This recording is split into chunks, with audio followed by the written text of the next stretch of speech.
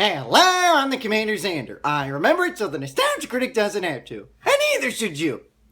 Well, recently we've had sequels come out, like The Conjuring 2, Now You See Me 2, and the greatest of them all, well, at least for this year's run of sequels, Finding Dory. But you get the pattern here. The question is, can sequels trump the original? In this case, not even close. This is Anchorman 2, where we continue the legend of Ron Burgundy. And by golly, is it, well, let's just say, unique. So with that, let's delve into Anchorman 2. Credit for the movie obviously goes to Paramount, and no, this is not for monetary purposes. And after we go through the intro, we see that Ron Burgundy and Veronica Corningstone are now married ever since the first movie. And it's obvious that it's later because Veronica Corningstone is looking a lot older. The main man for the news channel that they're working for is going to step down and is going to ask someone to work the 6 o'clock news. These two obviously work the weekend news. And guess who he chooses? As if you haven't figured it out yet. But let's first figure out who this person is. Why, it's none other than Harrison Ford, whom I think should be our next president of the United States. Do you want to know why? Because he played the role to perfection in Air Force One. If anybody can be president, it's Harrison Ford. I'm voting for him, and I'm nominating him for the independent votes. He, of course, makes Veronica Corningstone the lead anchor. And what does he do? I'm going to be the first lactose-intolerant anchor. Mr. Burgundy, yes. You're fired. Oh, I like this man. See, he's smart. He fires Ron Burgundy because Ron Burgundy's not that great. Which obviously leads to the two breaking up. And oh, by the way, they also have a 6-year-old lad right there. No. He's got hair on his nugs. He's old enough to hear this. Your father's a wise man. I will lock you in a closet. Whoa! Here's the bottom. He's not a wise man. Very simple decision. It's either me or the job. Gee, you're right, Ron. This is a simple decision. She's gonna take the job, you moron. You just send yourself up to be screwed. So hard for Me or the job. And after he makes her decide, we transition to the title of the movie. And thus we figure out what the hell decision she made. Which is obviously the obvious one. Of course she picked the job because we now fast forward 6 months, only 6 months later. What is Ron Burgundy doing? And now, here's your host, Ron Burgundy. Good afternoon, everyone. This is totally ripping on Blades of Glory, which is amazingly directed by the same person. Just like with Blades of Glory. Ron Burgundy, great, then loses everything and is reduced to a child's play job while drunk. And he's gonna lose that job too. And on top of that, he's gonna scar the kids for life. What a shock. Next! We then rip on the Blues Brothers because he tries to get the whole group back together because they're all doing different stuff. But first, hello, Dr. Connors. Your call. Yes, you might remember him from the original Spider-Man trilogy. He was rarely on, except for the times he played Dr. Connors. San Diego. Looks like we begin our search right here at home. Last I heard, Champ Kine was fired for being drunk on the air and saying the only Olympic sport Filipinos are good at is eating cats and dogs. Champ, if you remember, was the sports anchor. Also has his catchphrase, Whammy! Swing on through! Meet the crew! Hoo-hoo! I'm local San Diego legend Champ Kine, and I believe in 2 things. Good chicken. He runs his own fried chicken joint, but guess what? He doesn't have fried chicken. He has fried bats. But he moves on. Then we got Mr. Newsman. What is he doing? He's photographing cats. Hey, Brian, do you have any time? Brian. What a sad life he's leaving. Mr. Sex Panther's photographing cats. I hope he's taking a photo of Mr. Kitty while he's doing that. Wow, this is Helmet. Oh, I can't believe. Oh, wow, it's great to see you. Welcome to my doge. This place is spectacular. Amazing. Bit chaotic today. We got the Cat Fancy cover coming out. You know, Oh, for Christ's sake. You're a loser. You realize you're a single loser. sauna in the kitchen. A lot of people think that's weird, but I keep wine in it.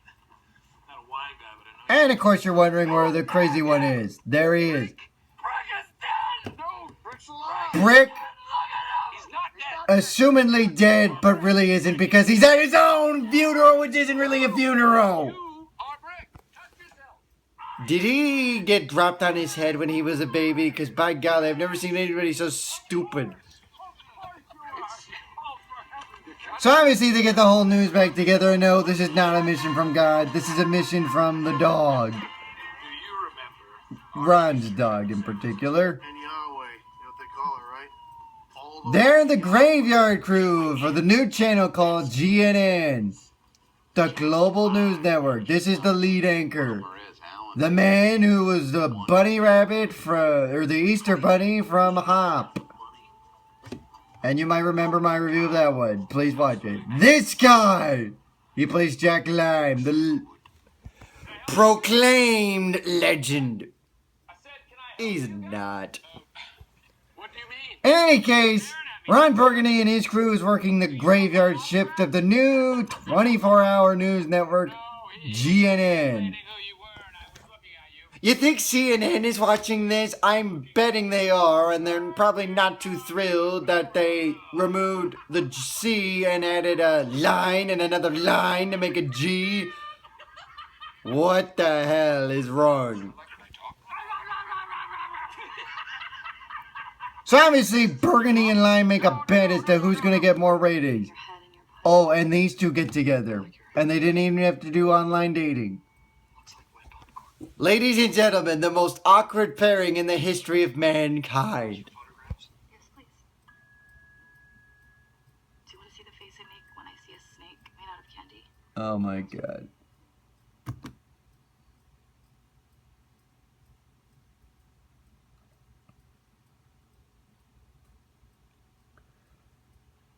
This is on like Pong. Okay, good. So they make their little wager. And I think you could probably guess who wins. I mean, it's so fucking obvious. How can a graveyard shift possibly be... Yes, Ron Burgundy fucking won. And you want to know what Jack Lime's punishment is for losing this bet? He changes his name to Jack Lame. Is it cool? Right, everyone? And in doing so, Ron Burgundy's life is about to change like it has never changed before. But first, Well, these two return. my name is Courtney. I can always guess how many jelly beans are in a jelly bean jar. Okay, this is gotta be sad for Playboy. If these two are getting together, then clearly Playboy is in trouble. Wait, what are you talking about? You remember that weird person from Anchorman? You know, the one that goes, I don't know what we're yelling about? Yeah, he's on a date with someone. In other words, he beat you to the punch. Playboy, what does that make you feel?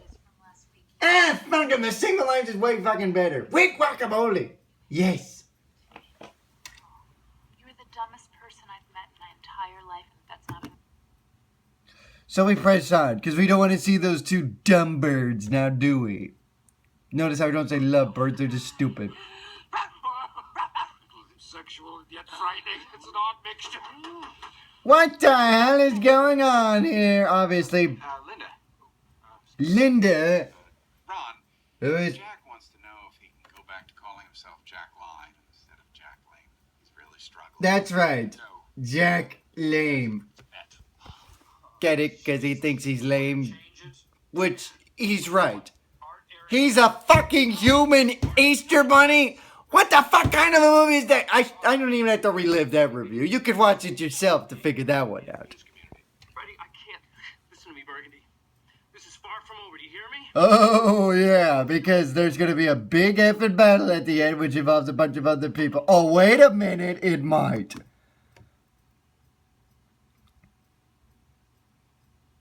So anyways, obviously these two get it on. No, seriously, they literally get it on. You know, well, why don't we have Playboy explain that for you? It's when a mommy and a daddy stick a wiener into a hole, and that's pretty much what it is. Yeah, that's what they're doing. I just pretty much explained it though. In this instance, it's a white stick with a black. Okay, now you're just being wrong, Playboy. Just zip it. And just like with the first movie, we then transition into a laundromat, and guess who happens to be there? That's right, the two awkward ones. I don't have time for these two sickos.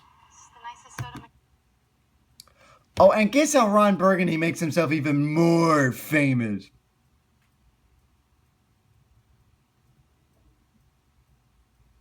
While these two lovebirds continue to, you know, not be lovebirds.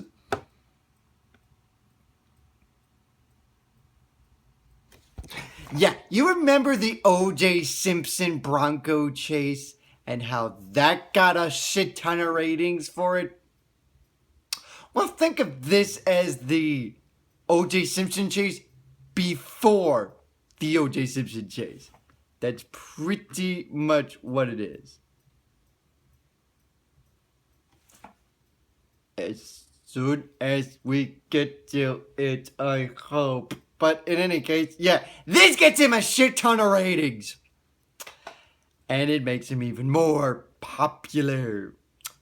While missing his son's science fair contest. What a pathetic excuse for a father. I am so glad Veronica Corningstone made the right choice in Dumbo. But guess who she replaced him with? Hey, Playboy, you might like this.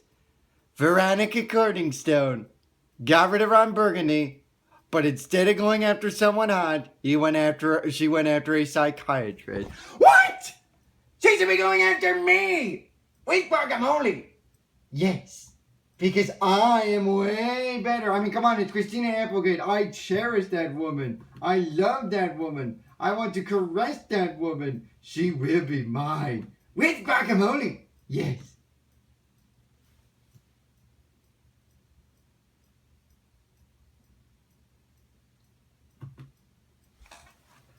And of course, Ron Burgundy is like thrilled. Because he is the greatest thing in the history of mankind. Actually, he's breaking up with his team. Then he shows the car chase, which causes him to miss his son's science fair. And he gets all the fame and the glory in the world.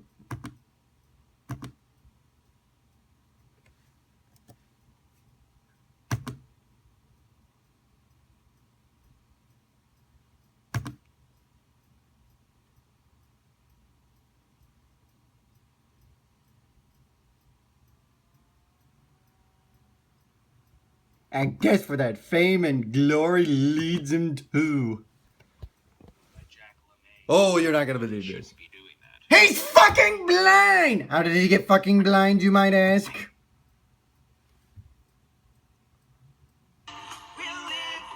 Channeling his inner blades of glory. And the Easter Bunny decides, let's throw a wire and see if he trips on it, which he obviously does. Full of the folly that comes. Notice how everybody of his buddies bailed out except for the dumb one.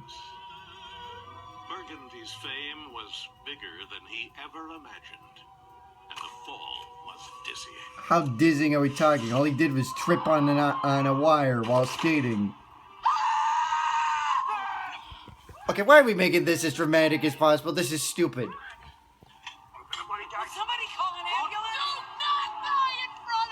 Oh, don't worry, he won't die. We still got 40 minutes left in this movie, for Christ's sake. Stay classy, Ron Burgundy. Oh, that's just cruel. Get out of here, you damn Easter Bunny.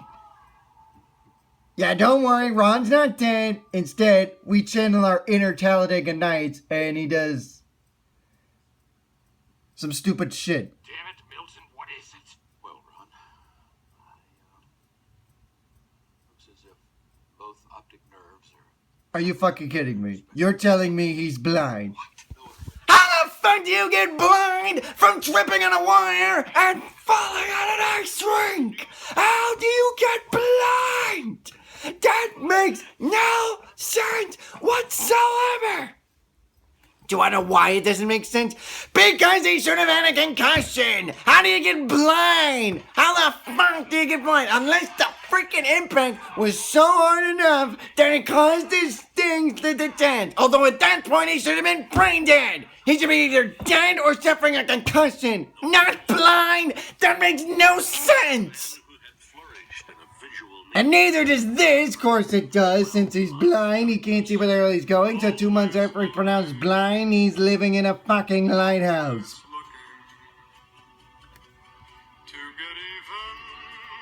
Again, makes no sense. This should be exploding by now. He's using the dishwasher as a fireplace. But he obviously gains a father-son bonding through Veronica, who decides to reunite with him. He then gets his news back, decides instead of doing another car chase scene, which would put him over the top, he then decides to, you know, attend his child's recital. And guess what unfolds after that?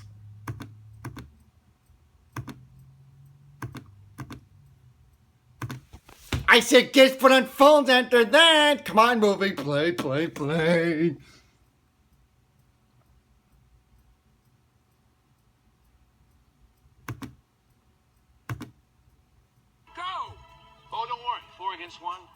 Oh yeah.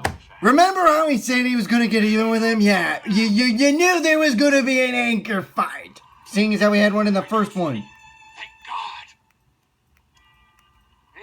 The Easter Bunny wants to take out Will Ferrell. Great. Not a problem. When I'm done with these mutts, I'm gonna wipe my shoes on the curb. Oh yeah, Jack Lime? When I'm done with you, my mom... Tell this idiot to stop talking. He's making no goddamn sense. Oh, great. Here's a headline for you. Moronic Yank Wankerman gets a bloody good hiding. Sacha Baron Cohen. From a superior country. For we are the BBC News Service. Oh, not now. Fall back. If y'all gonna get down, then Wesley Jackson and the MTV News crew went in. Is that Kanye West? MTV. I think it's a venereal disease. No, it's music television, you dumbass! Oh, Burgundy sucking chest wound. Is that seriously Kanye West? Shouldn't it be a fish on a jet? Oh boy. SNL reunion. Tina Fey and Amy Poehler. My two favorite SNL alums. Oh, no. You can't have them. You can't have them, CommanderZander. No. This is my video. You're not going to get them. I like the way they're put together. I like fighting girls. I like to punt cowboys. You eat pussy, you're gonna. Well, if it isn't Jim Carrey, well, we know he's not dead. And the incredibly polite... Well, I'm dead. But I'm also going to be on Dancing with the Stars. I hope this little talk has helped you, young Obama. Nothing happens in Canada. We're gonna... Besides hockey, genius. See ya. Sorry. Which, while we're talking about this, why the fuck did Vegas get a hockey team and not Canada? But that's besides the point. That's for another time. Will Smith. Jeff Bullington, ESPN All Sports. Tonight's player today is me, extracting your spine from your dead body. Holy shit. These punchlines are so freaking corny, but awesomely clever. Oh no, Liam Neeson and John C. Reilly. Now you're all dead. Liam Neeson's like a badass. He will find you, and he will hunt you down and kill you. With the mighty Minotaur from the Lord of the Rings. I mean, the Chronicles of Narnia. Which makes sense since he did that movie. Downplay the fact that that's the ghost of Stonewall Jackson. May the Lord anoint this hallowed field of battle. You guys got... Except there's one problem. Liam Neeson can't win because Harrison Ford is even more badass than Liam Neeson. He's our next president, god damn it! There's an early moon. I almost if I can. He's on our side, right, Ron? Not really. He's turning into a werewolf. You're all dead now. Nobody can beat Harrison Ford. Nobody! Not even when he's a werewolf. All right, everyone, listen up!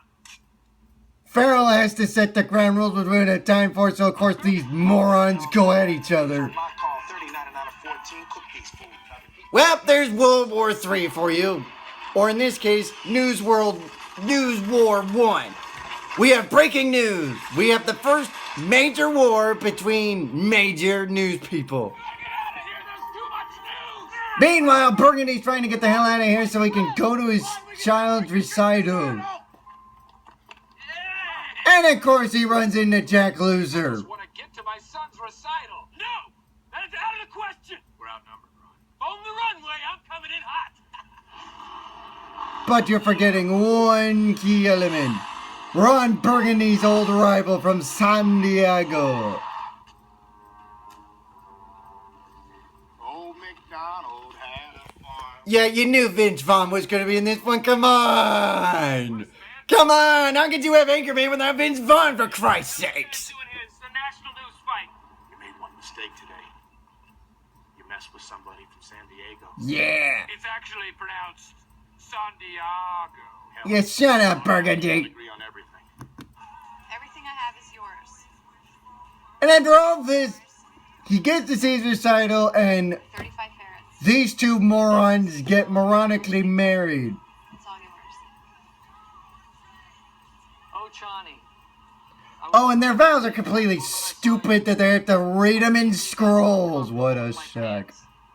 Oh, and if you're wondering about that shark scene at the beginning, which you probably didn't see, but you're gonna realize it now. Wait! Look! Walter, honey, shh. Look in the water! It's Sophie! Yeah, when Will Ferrell was blind, he was raising a shark just like Free Willy. Ron, what are you doing? And of course, Will Ferrell's gonna go after the damn shark. Because that makes sense since they showed it at the beginning, it's obviously gonna show it at the end, and that's how everything comes into fruition.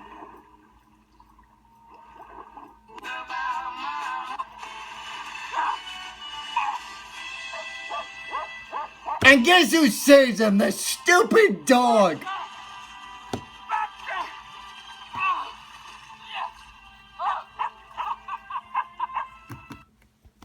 God bless America and all its stupidity! What the hell was that?